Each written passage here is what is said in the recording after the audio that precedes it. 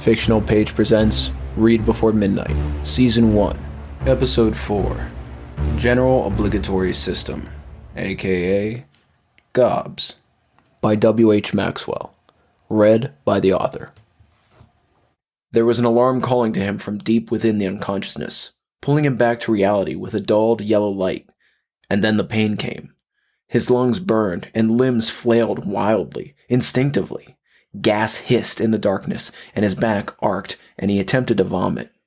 This was obstructed, though, by a hard and cold steel-like rod that reached through his mouth and down into the deep of him. His arms thrashed about blindly, feeling only rubbery resistance. Then there was a dreadful tearing sound. The rod inserted down his mouth and through his chest was suddenly ripped clean as the liquid flowed around him, and he fell. The drop ended abruptly as he clashed against hard, cold metal, knocking the wind out of him. Naked, blinking tears from his eyes, he curled himself into a fetal position on the rough metal beneath him. A klaxon began to flash yellow somewhere beyond his eyelids as he choked at the air and shivered spasmodically. Slowly, he began to come back to himself.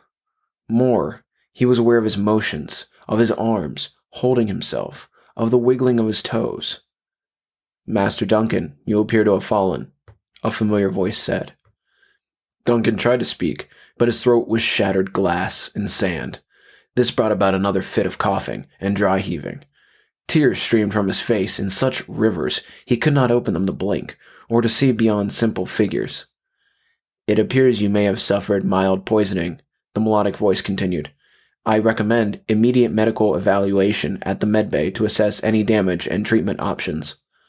"GOBS," Duncan managed. What happened?" "It appears you may have suffered mild poisoning," GOBS repeated. "You also suffered from a minor fall, although damage appears superficial. I recommend immediate medical evaluation at the medbay to assess any damage and treatment options." Duncan shook his head, feeling the room spin as he did so. "How did I—" he grunted, and then coughed again. Each word felt like splitting up a nail. The robot waited patiently. When the coughing subsided, Duncan tried again. "How did I get here? What happened to me?" "You appear to have suffered a mild poisoning event, Master Duncan," GOBS began. "GOBS, where the fuck am I?" Duncan cut him off. "You are aboard your ship, sir, stationed on an off-system planet, Cassandra 431A, GOBS answered. Duncan pressed his hands into his face hard, until the stinging in his eyes and lungs had dulled to a manageable level. He felt weak and shaky, as though he had been asleep for a long time and was just now waking up. "How did I get here? Where is Cassandra?" His head throbbed. "Cassandra 431A is in the Cassian Sol, an unclaimed arm of the Tyrium mining expanse region."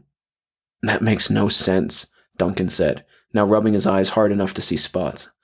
"I've never heard of any of this. What happened to Koreska? And Sagittarius Station? How far?" "We are a good distance from Sagittarius Sol, sir, and it would take some time to have the ship ready for a journey of that magnitude. I highly recommend that we proceed to the medical bay for evaluation of minor poisoning effects and possibly minor concussion from the fall." GOBS answered, a sense of genuine care and urgency in his voice. The metal and liquid against his skin felt cold, and he was shivering. Looking up between bleary eyes, Duncan saw GOBS clearly for the first time. His familiar look, like that of a metallic, tubular centaur, struck Duncan as odd only because of the differences he could notice offhand. The patchwork of metal colors on the underside, and on each leg, where once they had been only polished chrome and white rubber joints. What had happened? And his right forearm was clearly a newer replacement piece, suddenly there without explanation. After a moment, when Duncan said nothing, GOBS repeated his request to escort him to the medical bay. This time, Duncan obliged like an impatient child at bedtime. No fight left for it, and tried to rise to his feet, but his legs gave out before he could put any real weight on them. His whole body felt weak and soft. Even the palms of his hands and feet seemed sensitive to every rough surface or bump. Only with GOBS's help, the robot extending both of his forward arms to lift Duncan to his feet and hold him there, was he able to right himself. The world felt woozy. The light from the klaxon was too bright, too yellow. The alarm, not half as loud as he had first thought, seemed to hurt. Supporting him with one of his long, rigid arms, GOBS led him along gently, as a nurse would guide a hospice patient down the hall. They passed rows of waste disposal sacks hung like beef in a freezer. Duncan noted the intake and exit piping of rubbery hoses leading both from the top and bottom of the chambers, where the automatic door whooshed open and GOBS ushered him through. The hallway was unremarkable, matte metal and minimalistic, but even still, it was off. Duncan noticed some of the plants that had been hung here and there for air quality had been removed, and the walls had a greasy, unwashed look. After a moment, he realized the color and intensity of the light was off, and he knew why. "Why are we running on emergency power?" he asked.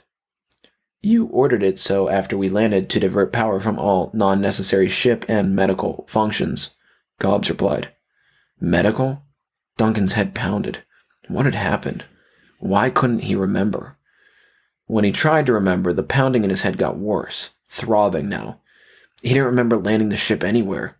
He stumbled, and GOBS caught him, the robot's movements swift and precise and perfect.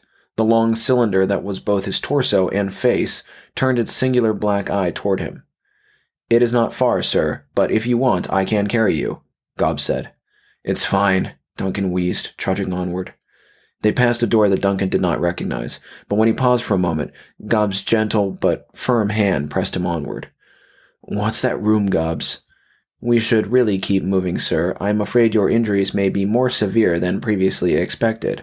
I believe you may be suffering from mild poisoning and a potential concussion. Your physical state in general is puzzling. We should proceed to the medical bay." Duncan didn't have the strength to argue with the damn robot, or the will. He felt as though he would collapse at any moment. Alone, he thought, he would have been in real danger. Dead, most likely. At least, though, as persistently annoying as he was, GOBS was there. And GOBS would do one thing, if only one thing persistently right, and that was take care of him. Even in his half-delirium, Duncan had intrinsic faith in GOBS' protection of him, if nothing else at the moment. It was the robot's core function, after all. The medical bay door, marked with a red cross, hissed open. Duncan saw the patient bench under the operation device and dropped into it. The bench molded and reclined around his body, while the analysis device scanned him overhead. GOBS took position next to the machine and waited.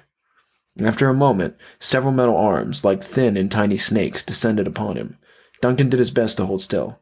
After a moment, he felt one stick his arm with something that must have been an opioid, because suddenly he was much lighter, and the world seemed further away, softer and warmer. He watched in dumb amusement as the metal snakes danced over his body, injecting and prodding and scanning each piece of him. It would hurt for a moment here and there, but he hardly minded. When it was finished, one final snake gave him an injection directly into his stomach, and the world came into cold focus again. His skin prickled, and goosebumps covered him, aware for the first time how cold the room was. The screen on his left displayed his diagnostic and treatment information, and Duncan read it. Neurotoxin tetrodotoxin detected. Sodium plasma dialysis and countertoxin applied.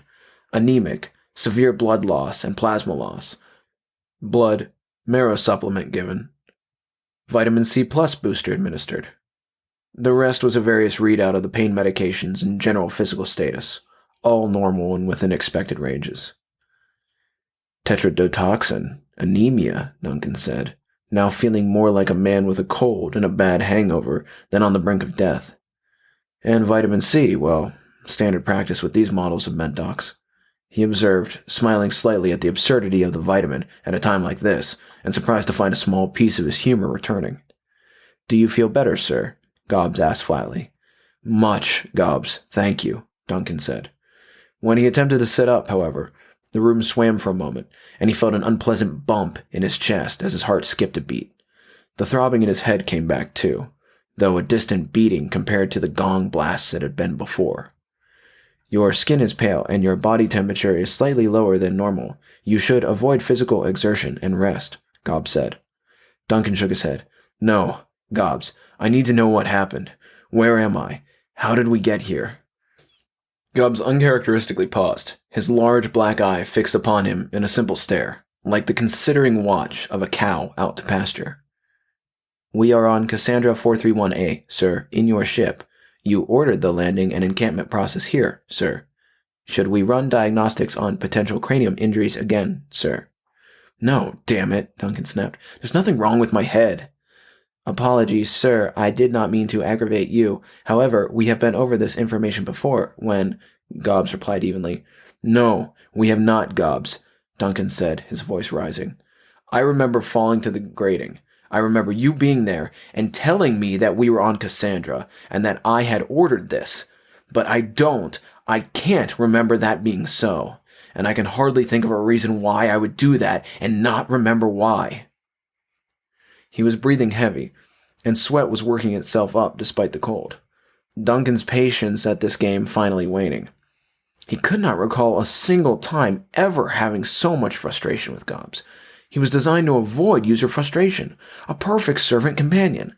He eyed the robot as he caught his breath. Had GOBS betrayed him? Had he malfunctioned somehow, but even half delirious, the idea seemed absurd. GOBS was only a robot, after all, made by humans to help humans. I am sorry, sir, but you seem to be forgetting, GOBS simply said. No, GOBS, I am not forgetting. If you like, sir, I could show you the ship's data logs on the entry and landing procedures, as well as the expanded modularizations, the medical bay, for example, and the laboratory. Perhaps that will help you remember. The way the robot spoke was so perfect, so pleasant, and his answer so correct, that Duncan found it hard to stay frustrated with him. Yes, Duncan said, nodding. That would be good. I need to see this for myself. Do you feel ready to stand, sir? We will have to walk to the control room, which is... I know where the control room is, GOBS. But he stopped himself. Unless we have moved that too. Did we?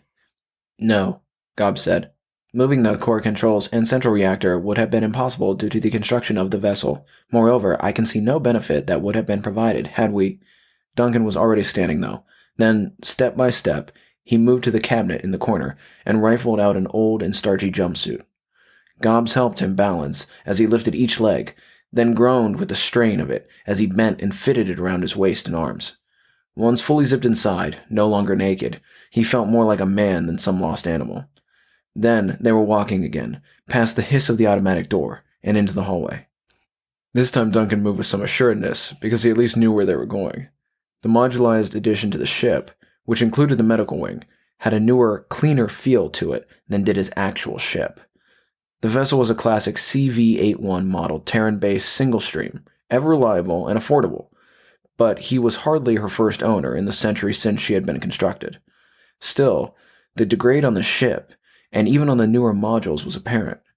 Cassandra 431A must be, Duncan thought, a volatile or caustic planet to have degraded and dirtied so much of the interior so quickly. And the landing must have been... He stopped himself. Must have what? Been so bad that he ended up in a garbage chute? His head throbbed again. None of that made any sense. He could remember studying the instructional manual on CV-81 crash landing scenarios, albeit quite a few planetary crash landing resulted in the ship's total destruction. Very few saw it come out in a half-rusted and deprecated state. And in every one of those, the pilot crash landed in a seat or launched the drop pod to escape. He and GOBS passed into the main corridor between the reactor and the bridge. Both turned together toward the control room door at the end of the hall. When they reached it, GOBS stepped to the side to allow Duncan to be scanned by the door reader, just like old times. But the door didn't open, and Duncan stepped face first into the solid metal, banging his right foot and knee at the same time. He swore and doubled over, holding his hand over his nose and checking for any blood. You had the system add a numerical redundancy, sir, GOBS said, raising one rubbery finger and indicating the pin pad next to the door. What? Duncan was still holding his head, half surprised and half listening. You had the system add in a numerical... Damn it, GOBS, no, Duncan said, his frustration returning. I know what you said. Why did I add an additional security feature like this? GOBS's large, singular eyes stared onward, expressionless, unblinking. For additional security, sir, GOBS said, total sincerity. Then why do I not remember doing that, GOBS? Duncan said, his voice almost breaking with exasperation. I do not know, sir, GOBS said. I do not understand. Duncan recovered now, shook his head in disbelief. What was going on with him? With GOBS? With everything? GOBS, after a long silence, Duncan asked. Do you know what the code is? Yes, GOBS said. It is 08122327. Duncan recognized the numbers at once. It's my birthday, he said more in amazement than to anyone, but GOBS responded in the affirmative regardless. As Duncan entered the code into the archaic device, he asked, GOBS, is there anyone else on the ship, or on the planet at all? Only you, sir, GOBS said, and the door opened. Inside the cramped control room, Duncan saw a twisted mirror of the room he had left. The general shell of the room, the double seats, the control systems to either side. All of it was the same, but different. All of his things were gone, or long since soiled, mostly stripped away entirely. Power cables ran from under one control panel into the ceiling and coiled into the co-pilot's chair like the workbench of a sloppy technician. The LDSCR display that took up the front nose, like the glass of his ancestors, gave him an incredible view of a bare and endless desert. Millions of stars smattered against the dark and empty sky above where the ship lay. A tin can bounced on the edge of a starry abyss. The sight made Duncan's head swim, but he ignored it and dropped himself into the pilot's chair with a familiar motion. It felt good, and it felt right in this nightmare where everything else was oddly ajar. Duncan flicked on a small switch on the main controls and initiated a series of commands to the onboard computer. A few dull lights in the cabinet flicked on, and the display window brought up a series of menus and infographics. Duncan was about to go through the systems check and power routine, as was procedure, when he saw it. He gasped audibly. It had to be a mistake. It had to be a mistake. GOBS, Duncan called, barely able to find his voice.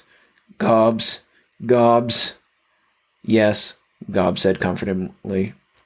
The robot made his way into the tiny room by the side of the co-pilot's seat, but could make it no further unless the cabling and control box was replaced. GOBS, Duncan repeated, hoping the robot would demonstrate the error in his thinking, hoping the robot would tell him he got hit on the head, or was forgetting, or confused, or, GOBS, is that right? He was pointing to the corner of the window on the display. Yes, GOBS said. The time and date are accurate to Universal Standard Terran. That's impossible, Duncan said. GOBS, that can't be right. GOBS paused, then affirmed. Based on a short calculation and series of estimates, I believe the ship's navigational clock to be accurate within 10 nines, or 99.999999999% accurate, sir. Duncan felt like the wind had been knocked out of him. He couldn't understand. How long have we been here, GOBS? He sounded like a small child. You anchored the ship planetside 247 years ago, sir. As per your orders, GOBS replied. Duncan sat there. He couldn't breathe. The cold from only minutes ago seemed distant, impossible. A heat had crawled up from his stomach, and he would have been sick had there been anything to give. It was the soft, rubbery hand on his shoulder, gently rubbing in a tender and caring way, that brought him around. GOBS, Duncan said finally. Is there anyone else on this ship? Only you, GOBS said. Duncan turned back to the controls and input a command to the vessel AI, then another. The second parameter caught a change in the distinct heat levels in one of the modularized rooms. Duncan waved a hand, and the floor layout and sensor reading came up onto the screen. Duncan did not recognize the room feature, as it had been added after their departure from Cassandra. But he knew who would. GOBS, Duncan said, pointing to the display. What room is that? The laboratory, sir. Take me there, Duncan said. The robot turned and began to walk, through the doorway and back down the hall they had come. Duncan recognized the room even from his delirious state on the trip to the medical wing, the one GOBS had politely ignored. It, too, he saw, had a small keypad. Without asking for the code, Duncan entered the numbers and watched the door hiss open. When they were in the control room, Duncan had thought of a number of things that might explain, or at least try to explain his situation. But none of his little theories had prepared him for what he saw, and all at once he understood. The old man on the other side of the operating table looked up from his seated position through a mat of wild and white hair. A lamp was aiming down from the ceiling, and two of the coiled snake-like arms of the medical unit dancing around serenely under the old man's watchful eye. The body on the operating table, naked and organs exposed, Duncan's body, lay lifeless between them. "No," was all Duncan managed to say. The old man, slowed by the isolation and time, squinted through the light and called out meekly, "GOBS, how did you—" The voice, simultaneous familiarity and alienness of it, struck Duncan like a blow to the gut. He shivered and his head swam. The old man called again, this time rising to his feet. His eyes caught Duncan's and then darted sideways to the gas pistol on the table. Duncan lunged forward, half from realization, half from instinct. The old man had the initiative, but age slowed him, and Duncan wrestled the pistol from his hand, stepped back, and raised it at the other. "Why?" Duncan cried. "How? Why?" The old man shook his head. "There was no other way." "No," Duncan said. "There had to be. This isn't me." The older Duncan bit his lip, looking like a caught schoolboy. "I tried everything. I did. I spent 45 years searching for the right proteins, the right compounds. Vigirus to Sol to Lyra. Each system, the same answer. Each problem solved, two more emerged. If not the heart, then the brain would fail. If we reduced the antioxidants, corrected for immune response, the telomeres still shrank. The result was the same every time." It was Duncan's turn to shake his head. "I would never do this. I would never do this to myself." But at this, the other him actually smiled. Beneath the yellowing beard and wild milky eyes, his smile sprawled with an artificial whiteness. "But you do. We did." And he raised his arms wide. Duncan motioned with the pistol to the robot in the hallway. "He can't see the room," the other answered, the questions not needing to be asked. "I put sensors on the door frame. It makes the space appear white to him. A veil of invisibility he cannot see or comprehend through. As long as the bodies," he gestured to the clone on the table, "are properly wrapped in the disposal bags, he will remove them at my command." "And he never questions why he's being asked to gas them, then?" Duncan added, understanding now how the robot had betrayed him so thoroughly. "That's right, because he's unaware he is violating any orders or harming anyone at all. And most of you are dead by that point anyway," the other finished, patting the corpse next to him affirmingly. "I collect what I need from the bodies, blood, organs, genetic material, and so on. And then GOBS cleans up the garbage." Duncan was shaking now, struggling to keep the pistol steady on the other. "So what now?" the other asked. "You kill me? Is that it? Poetic justice?" Duncan took a step backward toward the door, still pointing the gun as best he could. "I'm not killing anyone," he said. "Least of all myself. I'm leaving." The older him laughed, this time loudly and mockingly. "And go where? Everyone is dead. Raoula, Paul, Catherine. Everyone is dead and gone. The Republic is in total shambles now. Soul-to-soul transit is highly limited, and security measures ensure that clones such as yourself," and he raised a spotted and bony finger accusingly, "are killed on sight at any port. You won't get far. You won't get anywhere. You will just die." Duncan was at the edge of the door. He felt as weak as if the gas had just hit him, disgusted and in shock as much as afraid. "I don't care," he said. "I should have died a long time ago." And he walked back out the door, looking at himself until they hissed shut again.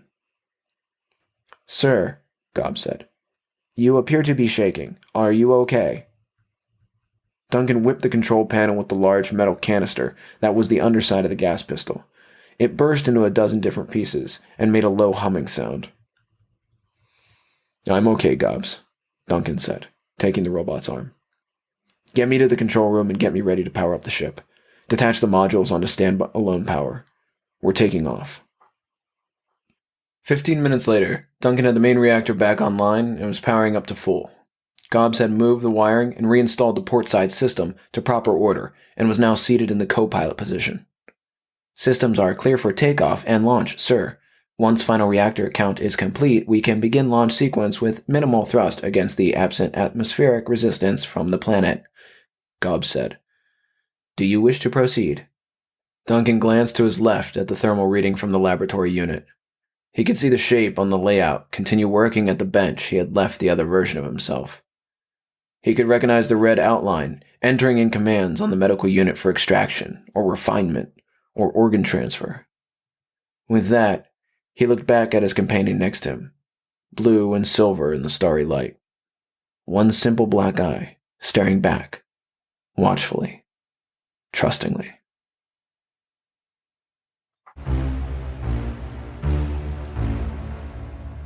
Thank you very much for listening. Your thoughts and time are very valuable, so thank you for choosing to spend some of it here with me. Wherever you are out there, know that you are not alone, and that we will be here to keep telling stories through the night. If you enjoyed this story, please like and subscribe, and tell friends and family who like this sort of stuff. As an independent writer and artist, producing these works takes a ton of time and effort, done purely from a passion to tell stories. If you want to support me directly, please consider checking out my other works at www.fictionalpage.com, or become a patron at patreon.com/fictionalpage, or use the links below. Thanks for listening, and until next time.